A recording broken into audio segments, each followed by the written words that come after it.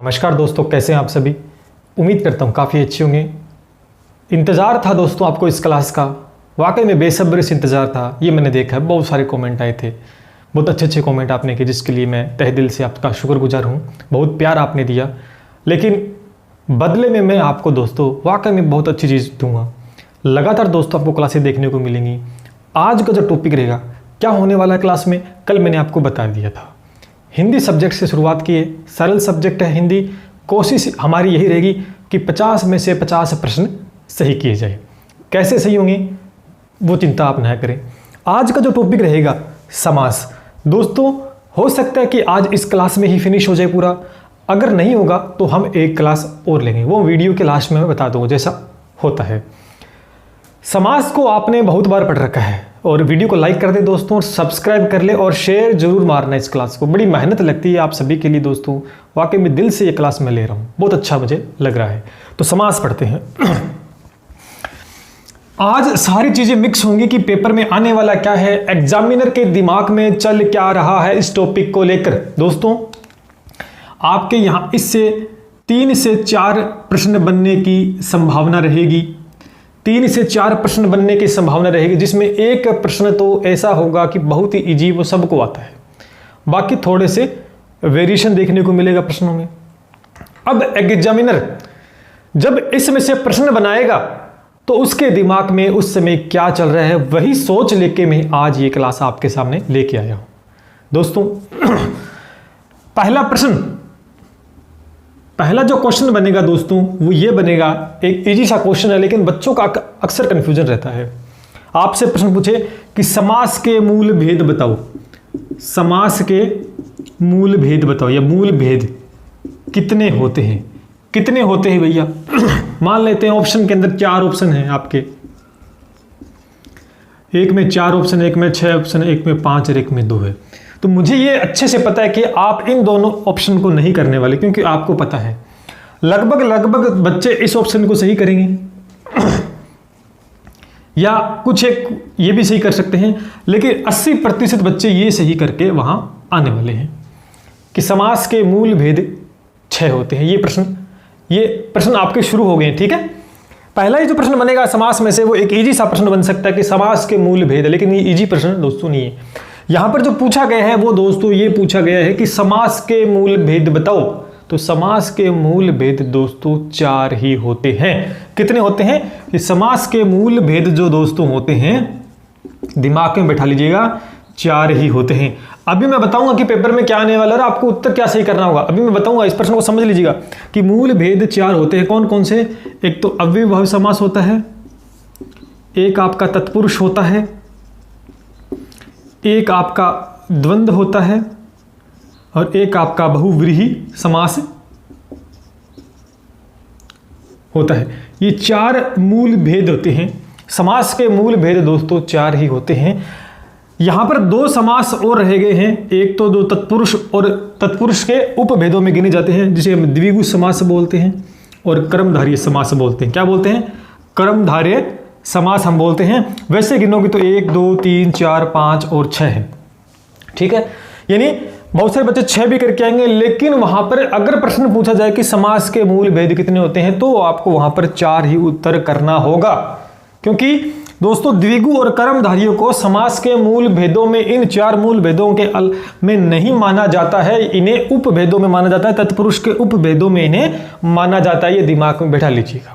अगर दोस्तों पेपर के अंदर ये 4 ऑप्शन है और यहां पर ये ऑप्शन, यहां पर ये होता ऑप्शन, अगर 4 ऑप्शन नहीं होता और आपसे ये प्रश्न पूछता कि समास के मूल भेद बताओ, तो दोस्तों यहां पर आपको ये ही आंसर टिक करना था। तब दोस्तों आपको यही आंसर टिक करना है। जैसे ही यहां पर आपको दोस्तों ये ऑप्शन मिल जाए, तो वहां पर 4 पे दोस्तों आपको टिक करना होगा। लेकिन पेपर वाला, एग्जामिनर वाला आपको ये ऑप्शन नहीं देगा। पेपर वाला आपसे 2 तरीके के प्रश्न पूछ सकता है, या समास के मूल भेद बताओ या समास के प्रकार बताओ। तो यहां पर ऑप्शन दोस्तों ऐसे ही देखने को मिलेंगे, 6 और 4। 6 और 4 ये दोनों ऑप्शन आपको नहीं देगा। मैं बाई चांस ये ऑप्शन अगर दे दे और प्रश्न पूछ ले मूल भेद, तो वहां पर 4 उत्तर माना जाएगा। लेकिन जब ये ऑप्शन ही नहीं है, जब 4 ऑप्शन ही नहीं है, तो आपका उत्तर दोस्तों बी होगा, यानी 6 होगा। पहला प्रश्न आपके दिमाग में अच्छे से बैठ गया होगा। चलिए बढ़ते हैं आगे, प्रश्न करते हैं। और जो मैं प्रश्न करवा रहा हूं दोस्तों, ये एग्जाम में आए हुए हैं, आने वाले हैं, अन्य भर्ती परीक्षाओं में आए हुए हैं, और जब पेपर बनाने वाला बैठा है, पेपर जब बनाएगा वो, उसकी निगाह इन प्रश्नों पर दोस्तों होगी। चलिए दूसरा प्रश्न जो मैंने टेस्ट सीरीज में भी डाला था एक बार, सप्तगंगा में कौन सा समास होगा? बताइए दोस्तों, जिसने टेस्ट सीरीज दी वो तो उत्तर बता देगा। क्यों होगा इसका रीजन भी मैंने बताया था कि सप्तगंगा में कौन सा समास होगा? द्विगु होगा, द्वंद्व होगा, अव्ययभाव होगा, और कोई नहीं होगा। बताइए। तो मैं आपको बता देता हूं, सप्तगंगा जैसे ही नाम देखेगा बच्चा, सप्तगंगा यानी सप्त माने 7 दिमाग में आएगा, एक संख्यावाची शब्द दिमाग में आएगा, तुरंत वो आव देखेगा ना ताव देगा, सीधा ही वो किस पे करेगा टिक? द्विगु समास पे टिक करेगा और कह देगा मेरा उत्तर सही है, और तुरंत प्रभाव से वो उत्तर उसका गलत हो जाएगा। क्यों? क्योंकि उसने बेसिक नहीं जाना है, उसने चीजें पढ़ी नहीं है, उसने रटी है। इसलिए तो बोलता हूं रटना नहीं है, हमेशा ध्यान रखना। जब भी संख्यावाचक शब्द होता है, आपको पता है किस में आता है? द्विगु समास के अंदर। लेकिन कुछ एक नियम होते हैं। यहां पर सप्तगंगा, इसका समास विग्रह करोगे ना तो इसका समास विग्रह द्विगु समास की तरह ही होगा। 7 गंगा का समाहार या 7 गंगा का समूह है, एक समूह का बोध कराएगा, तो समास विग्रह तो द्विगु समास की तरह होगा, लेकिन इसके अंदर अव्ययभाव समास होगा। अव्ययभाव समास होगा। क्यों होगा? हमेशा रखना, जब संख्या हो और साथ में नदीवाचक शब्द जुड़ा हो, ध्यान करना, जब संख्या हो और साथ में गंगा एक नदी है तो नदीवाचक शब्द जुड़ा हो तो उसमें हमेशा ही अव्ययभाव समास माना जाएगा, और आपका उत्तर यही सही होगा। अगर आप द्विगु करोगे तो उत्तर आपका 110% गलत हो जाएगा। तो इस प्रश्न को भी आपको ध्यान रखना है। अगला प्रश्न देखिए, आजीवन में कौन सा समास है? आजीवन में कौन सा समास है? द्विगु समास है या तत्पुरुष समास है या कर्मधारी समास है, द्वंद्व समास है? बताइए दोस्तों। आजीवन अगर आप देखेंगे, अगर समास विग्रह करना है आपको आता है तो बहुत अच्छी बात है, लेकिन कोई ज्यादा बड़ी बात नहीं है, नहीं आता तो कोई दिक्कत वाली बात नहीं है। साधारण से आजीवन का मतलब होता है जीवन भर। क्या होता है? जीवन भर होता है, जीवन भर, जीवन भर। अब गौर से आप देखोगे इसके अंदर कि इसमें कौन सा समास है। इसका उत्तर दोस्तों क्या होगा? आजीवन का। इसके अंदर अगर मैं आपको बताऊं यहां पर, अच्छा मैंने उत्तर, अच्छा मैंने 4 ऑप्शन गलत लिख दी इसमें दोस्तों, 1 मिनट के, यहां अव्ययभाव समास होगा। अच्छा, इसमें उत्तर दोस्तों आपका अव्ययभाव समास होगा। क्यों होगा? नियम क्या कहता है कि जब भी उपसर्ग लगा है आगे, उपसर्ग युक्त जो 22 उपसर्ग होते हैं उनका प्रयोग दोस्तों अव्ययभाव समास में होता है। तो आप देख रहे हैं कि इसमें आ उपसर्ग लगा, आजीवन यानी जीवन भर, तो उपसर्ग युक्त शब्द है दोस्तों अव्ययभाव समास में गिना जाएगा। और दूसरी सबसे बड़ी बात, फिर भी अगर आपको ध्यान नहीं उपसर्ग का तो गौर से आप देखेंगे इसका समास विग्रह जब आप करोगे तो जीवन भर। क्या होगा? जीवन भर। तो आप देख सकते हैं जीवन एक शब्द है, आप गौर से देखें दोस्तों, जीवन एक शब्द है। ये क्या है? एक शब्द है, और ये दोस्तों अव्यय है। क्या है? अव्यय है। तो पहले शब्द दिखाई दे जाए या बाद में अव्यय आ जाए, या पहला पद अव्यय है या दूसरा पद इसके साथ ही शब्द है, तो उसमें दोस्तों अव्ययभाव समास होता है। गौर से देख लीजिएगा, समास विग्रह करते ही जीवन भर, तो जीवन एक शब्द है, भर यहां पर अव्यय है, और शब्द पहले है और बाद में अव्यय है, या पहले अव्यय है या बाद में शब्द है, दोनों ही प्रकार हैं, तो वहां पर हमेशा ही अव्ययभाव समास होगा। अगर ये नहीं आता तो यहां पर आप उपसर्ग देख के इसको सॉल्व कर सकते हो। तो उम्मीद करता हूं समझ में आया होगा। अगर आपको ये नियम पता है कि पहले उपसर्ग युक्त शब्द होता है जो उसमें अव्ययभाव समास होता है, तो आपने अगर रट्टाफिकेशन कर लिए तो अगला ही प्रश्न आप गलत कर दोगे। देखिए अगला प्रश्न क्या है इसमें, अनुपयोगी। इसमें देखोगे अनुपयोगी, आपको अरे अनु लगा हुआ है इसमें, तो अनुपयोगी यानी अनु लगा हुआ है, इसका मतलब उपसर्ग। अगर तुरंत प्रभाव से कहोगे, एस के नायक सर ने तो ये पढ़ाया था कि उपसर्ग युक्त जो शब्द होता है वो अव्ययभाव समास है, तो आप टिक करिए। अगर जैसे ही गलत होगा तो मुझे गालियां निकालोगे। नहीं, यहां पर गौर से देखो, यहां पर उपसर्ग तो जरूर लगा है अनुपयोगी, लेकिन एक नियम और आपको ध्यान रखना है। एग्जामिनर यही तो आपको फंसाएगा। वो आपके सामने लड्डू फेंकेगा, उसे पता है, इस लड्डू के बारे में पता है कि लड्डू मोतीचूर का है या सीधा ही किसी चीज का बना हुआ है। लड्डू का मतलब उसे पता है ये लड्डू, लेकिन वो पूछना चाहता है कि कौन सा है। तो अनुपयोगी इसमें उपसर्ग शब्द का प्रयोग हुआ है, लेकिन इसमें अव्ययभाव समास नहीं होगा। इसमें दोस्तों तत्पुरुष समास होगा। और क्यों होगा वो बताता हूं। ध्यान रखना, जब भी उपसर्ग युक्त प्रत्यय, उपसर्ग युक्त शब्द है यहां पर, और उस शब्द का अगर विलोम शब्द बनता है, आप देखेंगे अनुपयोगी का विलोम शब्द बनता है कि नहीं बनता? उपयोगी बनता है ना, यानी उपसर्ग लगा हुआ है और उस शब्द का अगर विलोम बनता है, अनुपयोगी का उपयोगी विलोम शब्द बनता है, तो उसमें हमेशा तत्पुरुष समास होगा। और तत्पुरुष में दोस्तों नज तत्पुरुष होगा। ध्यान करना, गहराई से प्रश्न पूछेगा तो नज तत्पुरुष, लेकिन वो इतना गहराई से आपसे, क्योंकि इतना लेवल आपसे नहीं पूछेगा। तो ध्यान करना, अगर मैंने ये प्रश्न करवाया आपको तो इसका आजीवन का विलोम शब्द दोस्तों नहीं बनता है। अगर बनता तो इसमें भी तत्पुरुष समास होता। यहां पर उपसर्ग का प्रयोग हुआ शब्द में, तो दोस्तों ये यहां पर अव्ययभाव समास है। लेकिन यहां पर भी उपसर्ग का प्रयोग हुआ है, लेकिन इस शब्द का दोस्तों विलोम बनता है, और उस शब्द का अगर विलोम बनता है उपसर्ग शब्द का, तो वहां पर तत्पुरुष समास होगा, न कि अव्ययभाव होगा। मेरी बात समझ पाए होंगे? प्रश्न आपको अच्छे से क्लियर हो गया होगा। अगला प्रश्न और देखिए दोस्तों, चलिए 5 नंबर प्रश्न देखिए। वर्ष भर कौन सा समास होगा? अव्ययभाव होगा, द्विगु होगा, बहुव्रीहि होगा? कोई नहीं। कौन सा समास होगा? द्विगु तो हो नहीं सकता, पता है, क्योंकि संख्यावाचक नहीं है। बस या तो अव्ययभाव है या बहुव्रीहि है या कोई नहीं है। देखिए ध्यान से, अब आप बहुव्रीहि की बात करें तो ये भी नहीं होगा। प्रश्न आप काट भी सकते हो कि भी तीसरा पद प्रधान होता है, वो तो नहीं है इसमें। तो या तो ये है या फिर ये उत्तर होगा, यही बात होगी। तो बताइए इसका क्या होगा? वर्ष भर में अगर इसका समास विग्रह करोगे ना, तो आप देख सकते हैं कि पूरा वर्ष, पूरा वर्ष ये होता है। अब बता दीजिए इसका क्या होगा? अब भी नहीं पता चल रहा, कोई बात नहीं। अभी देखिए, मैंने अभी नियम क्या पढ़ाया था आपको, आप गौर से देखोगे ना, वर्ष एक अलग शब्द है और ये एक अलग है। तो वर्ष एक क्या है? यहाँ पर एक शब्द है, पूरा एक शब्द है यहाँ पर, यानी ठीक है। और ये भर जो है यहाँ में मैंने क्या बताया, इसको अव्यय बताया था। क्या बताया था? अव्यय। तो मैंने अभी बताया था कि अगर पहले शब्द का प्रयोग हो रहा है, बाद में अव्यय आया है, या पहले अव्यय है बाद में शब्द का प्रयोग हुआ है, तो वहां हमेशा अव्ययभाव समास होता है। तो इसका उत्तर भी दोस्तों अव्ययभाव समास होगा। जो डाउटफुल प्रश्न होते हैं, जिसकी निगाह, जिस एग्जामिनर की निगाह उन प्रश्नों पे होती है, वो प्रश्न मैं आपके सामने रख रहा हूं दोस्तों। बड़ी जबरदस्त क्लास हो रही है। ऐसे ऐसे प्रश्न आपके सामने रखूंगा कि दिमाग आपका खुल जाएगा, और 50 में से 50 प्रश्न हमें सही करके आएंगे। अरे इजी प्रश्न तो आप कर ही लोगे, उनमें क्यों माथापच्ची करनी, 50 बार आप पढ़ चुके हो। चलिए 5 प्रश्न मैंने कराए, बड़े अच्छे प्रश्न थे, लाइक कर दीजिएगा। चलिए बढ़ते हैं आगे। चलिए दोस्तों अगले प्रश्न देखते हैं। प्रश्न नंबर 6 आपके सामने है कि पीताम्बर में कौन सा समास होगा। मैंने 3 ही ऑप्शन लिए हैं, क्रमधारी होगा, बहुव्रीहि होगा, द्वंद्व होगा। और एक और मैंने जो प्रश्न लिया है 7वां, कि कहां चले तुम राम नाम का पीताम्बर, रेखांकित मैंने कर दिया है, तन पर डाले, रेखांकित शब्द में समास होगा।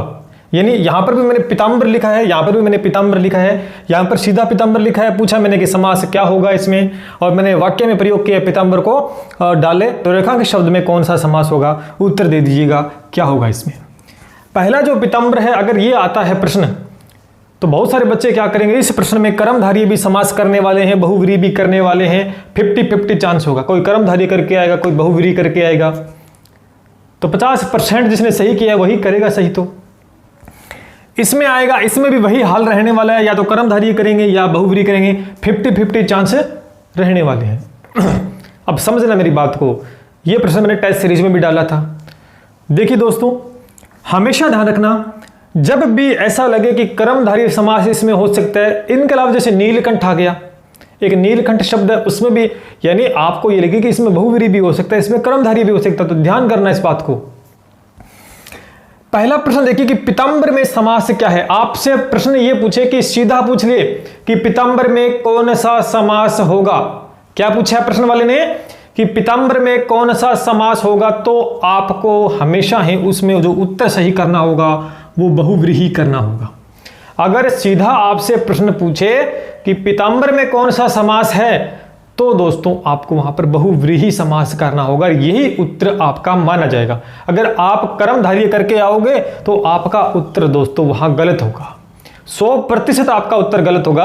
अगर प्रश्न ये पूछा गया है कि पीताम्बर में कौन सा समास में, सीधा सीधा तो गलत होगा। अगर कर्मधारय करोगे तो वहां बहुव्रीहि आपको करना है।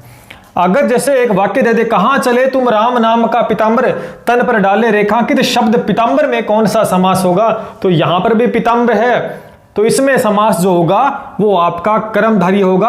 अगर इस लाइन में अगर वाक्य में प्रयोग किया गया अर्थ की दृष्टि से पीताम्बर को, तो वहां अगर आप कर्मधारय करोगे तो ही सही उत्तर होगा। अगर बहुव्रीहि कर दोगे तो उत्तर गलत माना जाएगा। बाकी तो होंगे नहीं, आपको पता है, ये तो आपको पता है, मैंने लिखे ही ऐसे। तो क्या समझे इन दोनों प्रश्नों से कि जब भी आपको डाउट हो कि इसमें कर्मधारय भी हो सकता है, इसमें बहुव्रीहि भी हो सकता है, तो प्रश्न के प्रकार को समझना है। अगर सीधा पूछे कि पीताम्बर में कौन सा समास है, सीधा ही प्रश्न पूछे, तो वहां पर बहुव्रीहि समास ही शुद्ध माना जाएगा, वही उत्तर ही माना जाएगा।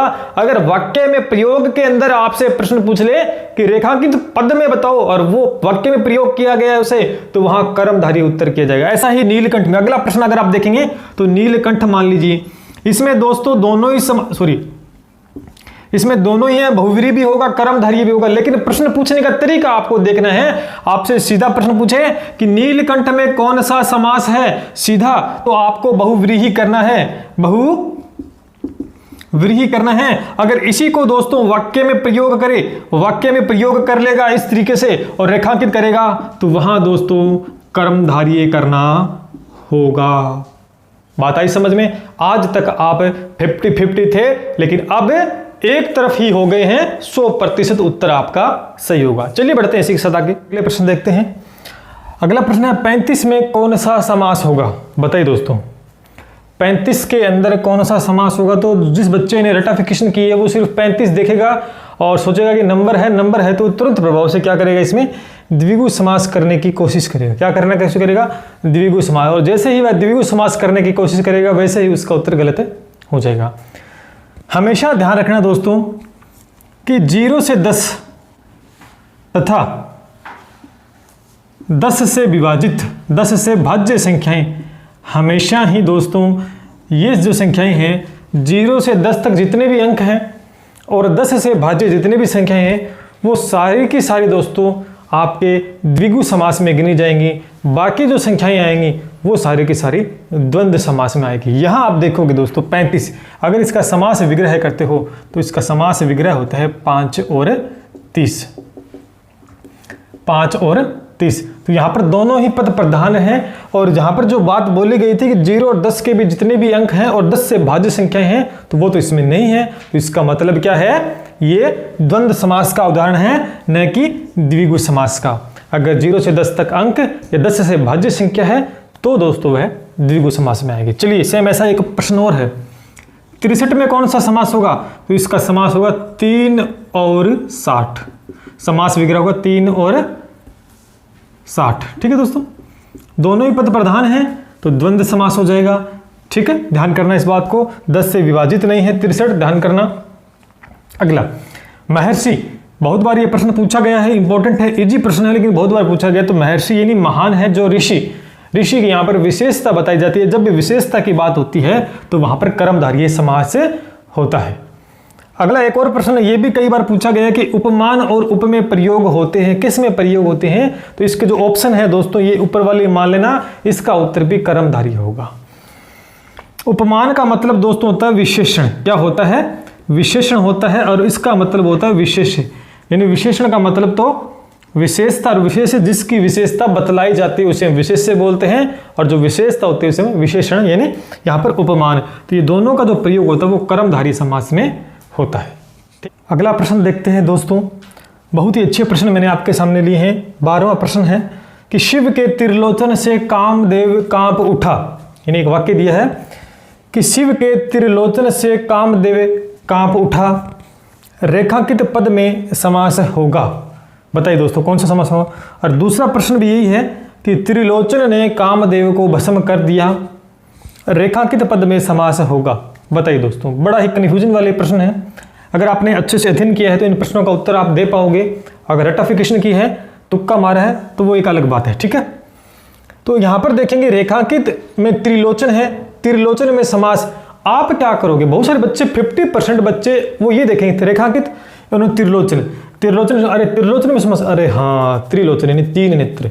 शब्द संख्या की बात करें तुरंत प्रभाव से वो द्विगु समास पे क्लिक करेंगे कि संख्यावाचक शब्द तो द्विगु में आता है, और उनका उत्तर क्या हो जाएगा?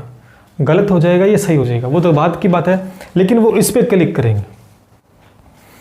बाई चांस ये प्रश्न उनका सही हो जाएगा, क्योंकि इसका उत्तर दोस्तों द्विगु ही होगा। क्या होगा? द्विगु ही होगा।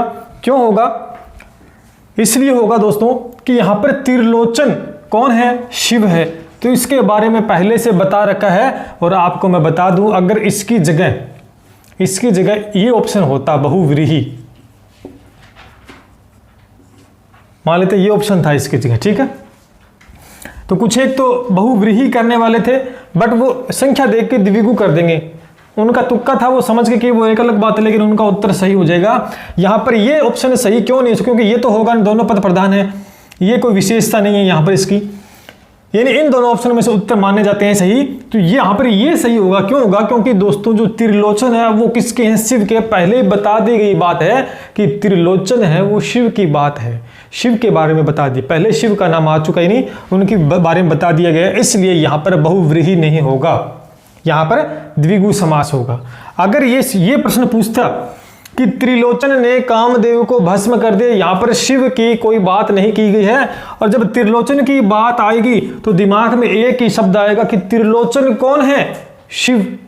3 आंखें हैं जिसके, त्रिलोचन कौन है? शिव। तो सीधा सीधा यहां पर जो प्रश्न होगा वो उत्तर इसका बहुव्रीहि आपको करना होगा। अगर यहां पर आप द्विगु करोगे, यहां पर तो कर दिया वो तो सही है, लेकिन यहां अगर द्विगु करोगे तो उत्तर आपका गलत हो जाएगा दोस्तों, क्योंकि यहां पर हमें पता है तीसरा पद प्रधान हो रहा है। त्रिलोचन कौन है? शिव की बात बताई जा रही है। त्रिलोचन, तो यहां पर शिव का कोई नाम तक नहीं आया है, यहां पर जिसकी बात तीसरा व्यक्ति उसकी बात यहां पर हो चुकी है, इसलिए यहां पर द्विगु होगा, और यहां पर क्या होगा? बहुव्रीहि समास होगा। समझ में आया आप सभी के? चलिए चलते हैं आगे। अगला प्रश्न देखिए दोस्तों। अगला जो प्रश्न है कि किस समास में उत्तर पद प्रधान नहीं होता है? उत्तर पद प्रधान, उत्तर पद का मतलब होता है दूसरा पद। अब आप ऑप्शन पे जाओगे, ऑप्शन चेक करोगे, उत्तर पद प्रधान नहीं होता है, तो ध्यान करना, ये जो नहीं होता है ये बहुत बार प्रश्नों में आता है और हम इस पे ध्यान नहीं देते हैं। शुरुआत में प्रश्न को पढ़ा और उत्तर पे टिक किया। ध्यान से पढ़ेंगे तो आप देखेंगे इसमें कि उत्तर प्रधान नहीं है, ये बताना है नहीं होता है। इसमें नहीं होता है, आप देखें कर्मधारय, द्विगु, द्वंद्व कोई नहीं। तो आप यहाँ पर गौर से देखेंगे कि इसका उत्तर देखते ही मिल जाए कि द्वंद्व समास में दोनों पद प्रधान होते हैं। कौन से होते हैं? दोनों पद प्रधान होते हैं। इसका मतलब ये हो गया दोस्तों कि यहाँ पर कर्मधारय और द्विगु समास के अंदर उत्तर पद प्रधान होता है, बट उत्तर पद प्रधान नहीं होता है। किस में नहीं होता है? द्वंद्व समास, क्योंकि इसमें दोनों पद प्रधान होते हैं, तो इसका उत्तर द्वंद्व समास हो जाएगा। चतुरानन में कौन सा समास होगा? कई बच्चे द्विगु समास पे टिक कर सकते हैं चतुर देख कर, लेकिन दोस्तों यहाँ पर चतुर आनन है जिसके, चतुर जिसके आनन है, ब्रह्मा जी के नाम बोला गया, यहाँ पर ब्रह्मा जी के बारे में बताया गया है, तो तीसरा पद प्रधान है, तो यहाँ पर दोस्तों बहुव्रीहि समास आपको करना होगा। सॉरी, यहाँ पर द्वंद्व ना करके द्विगु कर सकते हैं कई बच्चे, क्योंकि संख्यावाचक शब्द देख लेंगे चतुर तो द्विगु करने की कोशिश करेंगे, लेकिन इसका उत्तर दोस्तों चतुरानन का ध्यान करना इंपॉर्टेंट है, ये भी इसका बहुव्रीहि होगा। ठीक है, चतुर जिसके आनन है ब्रह्मा जी।